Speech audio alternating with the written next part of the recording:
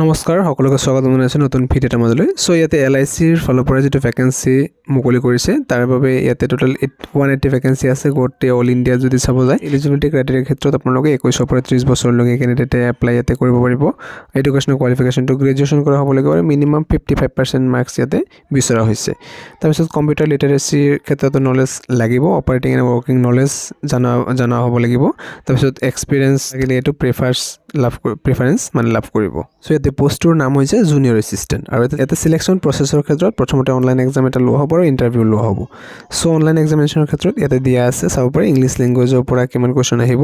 English লেংগুৱেজৰ পৰা total 40 marks আহিব, লজিকেল ৰিজনিঙৰ পৰা আহিব 40 marks, general awareness with special emphasis on housing finance and ইণ্ডাষ্ট্ৰিৰ এইটো স্পেচিয়েল এমফাচিছ ৰাখিব আৰু 40 নম্বৰ আহিব।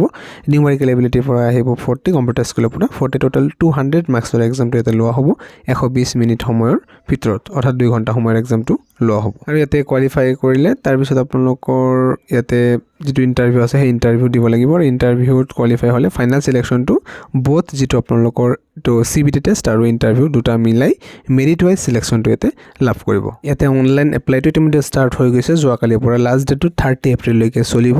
আৰু ইয়াতে আপোনালোকৰ কি আপলোড কৰিব লাগিব সেইবিলাক দিয়া আছে, কেনেকুৱা প্ৰচেছ, আৰু এপ্লিকেশ্যন ফিজ হিচাপে 800 ৰুপিজ পে'মেণ্ট কৰিব লাগিব উইথ GST।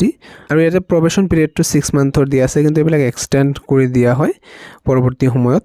এক্সাম চেণ্টাৰৰ ক্ষেত্ৰত গুৱাহাটী, ডিব্ৰুগড়, শিলচৰ, যোৰহাট আমাৰ অসমৰ ক্ষেত্ৰত আপোনালোকৰ সুবিধা অনুসৰি আপোনালোকে দিব পাৰিব।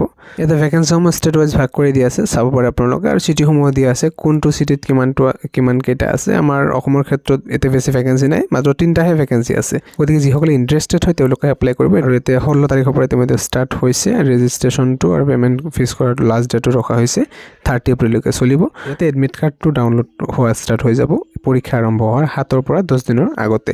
আৰু অনলাইন এক্সাম যিটো আছে ইয়াতে আপোনালোকে চাব পাৰে ফাৰ্ষ্ট উইক অফ জুনৰ প্ৰথম সপ্তাহত আপোনালোকৰ অনলাইন এক্সামটো ইয়াতে লোৱা হ'ব। গতিকে ইয়াতে যিটো ভেকেঞ্চি আছিলে LIC HFL অৰ্থাৎ LIC হাউজিং ফাইনেন্স লিমিটেডৰ ফালৰ পৰা, ইয়াৰে প্ৰথমতে এডভাৰটাইজমেণ্টখন ভালদৰে নিশ্চয়কৈ পঢ়ি চাব, ডেছক্ৰিপশ্যনত লিংকটো দিয়া আছে। সেইটো টাইমত আছিলে। Thank U.